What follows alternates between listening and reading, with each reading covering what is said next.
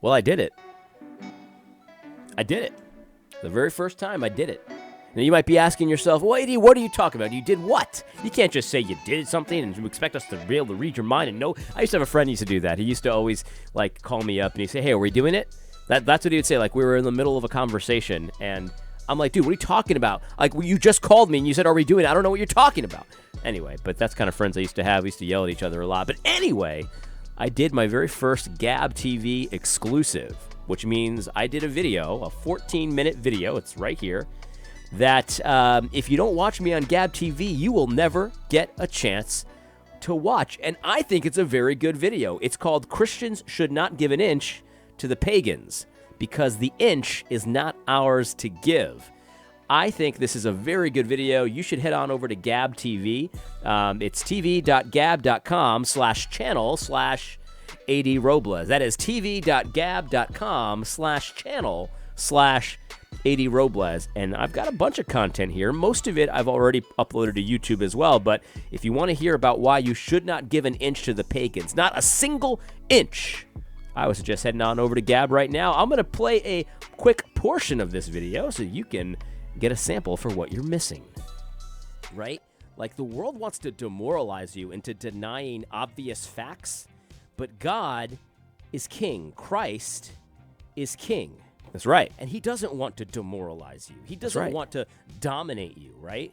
But the reality is he is the Lord. He is God. And so he makes everything to be what it is. He made Bruce Jenner to be Bruce Jenner, right? And so for someone to try to deny that, it's preposterous. And so we should treat it like it's preposterous. Now, we could have some sympathy for that person because obviously there's something not right in the head. There's some kind of influence, some kind of demonic influence that person is fighting or not fighting, as the case may be. And we can have sympathy for that, right? Of course, we can empathize with someone fighting a personal demon or all that kind of stuff. But what we cannot do is go along with their lies because of that sympathy or because of that empathy. We cannot go along with lies. We cannot give it an inch because that inch isn't our inch to give. It's Christ's, right? That's right. So that's why we can't even bend. We can't be flexible even for a moment, even for 1 single centimeter, because that's not our centimeter to give. Stuff. Christ is king. That's the point. Christ is king, not us. No, we always have to be that stick in the mud that says, no, we're not going to lie about what God has created. We're going to go with God here because for us to be flexible it would be for us to usurp authority from Christ, right? If we want to pretend to bend one of God's... So you see, it's like, it sounds very humble, right? Like, I'm just meeting you in the middle, I'm trying to meet you where you're at, that kind of thing. But the thing is, it's not humble. It's actually super arrogant. I use an example here from J.D. Greer. Let's listen to this. Rules, we can't really bend one of God's rules, but if we're going to pretend to bend one of them, like, what we're doing is saying, yeah, I know Christ is king, I know he's the Lord, but yeah, he gave us the authority here. No, he didn't. This is why you do not go along with a lie even for a moment. If somebody tells you that it's pronoun hospitality, their lie that they're a she or an it or a dragonkin or whatever they tell you they are, and so a lot of people, a lot of big names in evangelicalism, J.D. Greer, well, it's just pronoun hospitality. Go along with their lie a little bit. Give them that inch. It's just hospitable to give them that inch. It's like, no, J.D., that inch is not yours to give. I'll stop it right there. There's about 12 other minutes of all of that fantastic content, and you can get it right now if you went to tv.gab/channel/AD Robles to watch it. I agree with that guy. Imagine that. I agree with that guy on the screen. It's not like this idea of like being flexible, meet the culture, that kind of thing, and pragmatically like kind of bending the truth a little bit and stuff like that is some kind of an example of hospitality and humility. No, it's not. You can't bend Christ's inches because he's the one who invented what an inch is. You can't bend his rules, his law, none of that. That's not arrogant. It might seem arrogant to pagans or humble to pagans, but it's actually arrogant. But anyway, so you want to watch that video, go on over to Gab right now and watch that video. It will not be uploaded to YouTube. No, it will not. Anyway, I wanted to just make a quick comment. And, a lot of people have been messaging me to comment about the Ravi Zacharias stuff. I'm not going to really comment on it at all. I've read a little bit about it. I haven't looked into it too much. This is from protestia.com. And they have kind of like what I appreciate about Protestia here is that they link to a lot of things, and also they bullet point it as well, so you can kind of easily consume. I honestly don't have the stomach for a lot of this stuff. I really don't. I don't look into the latest controversies like in depth a lot of the time, unless it's directly relevant to the content that I do.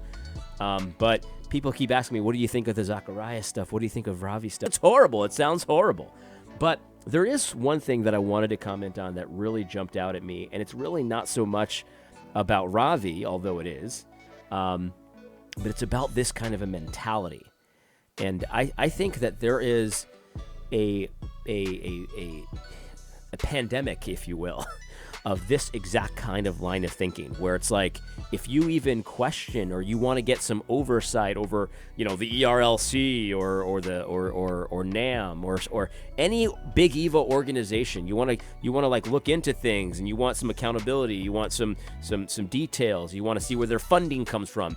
You get this kind of response that just like completely denies any kind of accountability or any kind of oversight, and it makes you a sinner for even asking for it. Like that's just, to me, it's rampant in Big Eva. If you do any research into Big Eva topics, questioning funding, questioning motives, questioning associations and stuff like that, you've seen this mentality, and we have to reject this mentality. When somebody has a mentality like this, you just have to, don't give them another dime if this is the kind of mentality that they have.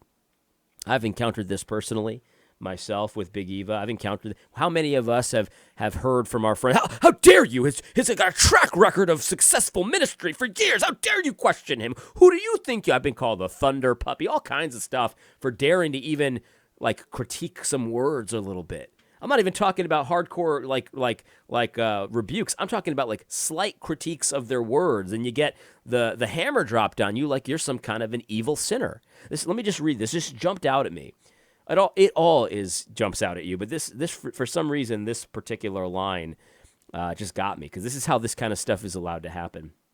Here's what Protestia says, quote, "We did consider his statements and actions when confronted with similar situations in the past, most notably the Thompson matter. Several RZIM staff reported to us his, quote, shifting narrative as emails and other relevant facts were publicly leaked, and he was forced to explain them." Now get this. Listen to this. Lean in. "Rather than fostering an environment of truth-seeking and transparency, Mr. Zacharias was strident and inflammatory. He described his critics as, quote, nasty people and, quote, lunatics who were engaged in, quote, satanic-type slander and falsehood," end quote. Now, Ravi's not here to defend himself, right? But this mentality it rings so true to me, because so many Big Eva people have this mentality where if you criticize them, you're nasty, you're a lunatic, and that's satanic slander. You're on the side of the accuser. And it's like, yeah, but I'm just actually trying to get your phone records so like we can see if these nudes that were sent to you were really sent to you. Like, how about just a little oversight? No, that's slanderous. And it's like, are you out of your mind?